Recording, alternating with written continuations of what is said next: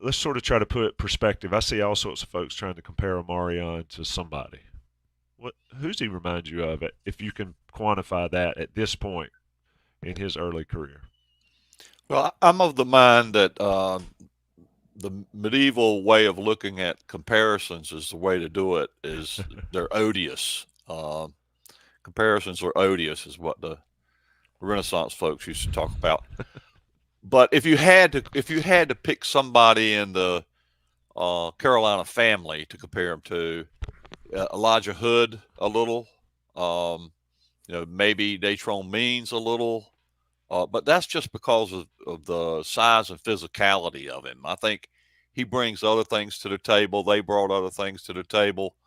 I don't think a comparison is particularly useful in this case. But what you were talking earlier about Jason putting together some film this week, I remember last year he did some film of Omarion in terms of his running, and he wasn't doing so good at that time.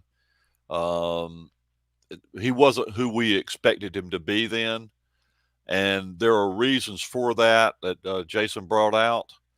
And I'd like to see a compare and contrast video of that. That's what he was doing last year.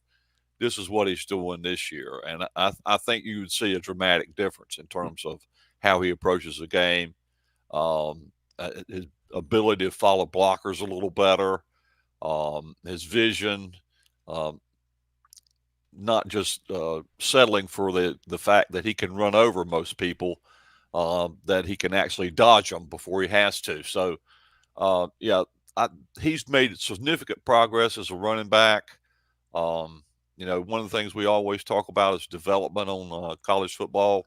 In college football, he's developing really nicely. Um, I'm assuming he's going to come back next year, or he has to. Correct? Yep. Yes. True Um, soft. and he's going to be get a lot of preseason ink for the way he's running the rock today. That's for sure. Yeah, and somebody on the message board said he didn't have game-breaking speed. Um, he sure looked like it there on one of those plays. Jason, the difference in Hampton that you've seen, obviously he had a great game against App State, but to do it against this Miami team with that speed, James Williams came and laid the wood early, um, and knocked him back, which was surprising. I've not seen anybody do that. But Jason, you just sort of overall take on Hampton. And it's not just him. The offensive line, especially in the second half, was sealing off the edge. Um, but your thoughts there with the growth from that young man? Yeah, anybody who says Hampton doesn't have game-breaking speed, I mean, the guy ran 10.71 in the 100 Yes. meters in high school. I mean, Yeah, that I is. don't, I I don't. I don't, don't have any idea what people are talking about when they do that. I hope after yesterday that narrative will disappear. yeah, I don't think that that that holds up. I mean, I think that I'm not sure if that was a hand time because I don't think he quite runs at the 10.7. Uh, yeah, that was at a quad meet, so there's probably a hand time. So looking at the conference championships and a couple of these others, he's a 10.9, 10.95, 11 flat guy, probably on fat timing, fully automatic. So that's still real fast, and for a guy that's 220 pounds, that's game breaking speed. So first of all, that narrative needs to be put to bed. I mean, is he Tyreek Hill? Well, no, but Who he's is? Who awfully is? fast. Yeah, there's not another Tyreek Hill out there, right? So the guy can really move. Uh, but the biggest thing is I think they've found ways for him to sort of slow his track down early on because last year he'd rush to the line of scrimmage a decent amount of the time.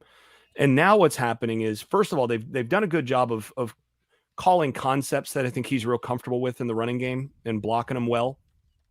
But now what's happening is he's under control coming into the line of scrimmage, and when he sees a seam, that's when he bursts, and you can see that burst and that acceleration. And once he gets going, I mean, he's a load. He's going to be hard to get on the ground because just the momentum of a 220-pound guy moving forward at that speed is tough. So, yeah, I mean, I think the improvement there has been significant. I'm seeing a lot of comparisons here that I don't, I'm seeing one guy saying Herschel Walker and other, I think the running style is real different from a lot of those guys. But he's his own back. You're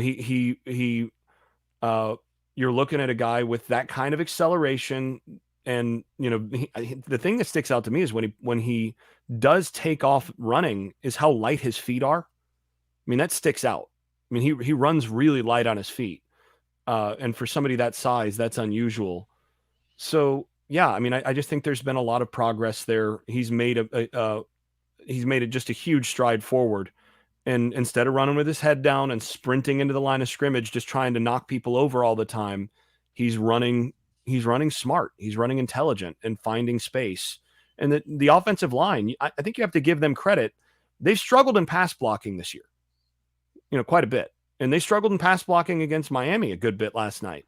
But run blocking wise, they've been awfully good. I think they've been a pretty good offensive line in the running game. And you could see that last night. They couldn't block Miami. On the left-hand side, they're really good. Oh, yeah. Yeah, they couldn't block Miami's pass rush at various points last night. But Miami could not get stops in the running game when Carolina committed to the run through most of that game. And so that's a nice synergy between the offensive line, and especially the left side, as you said, and Hampton, who was able to find those seams.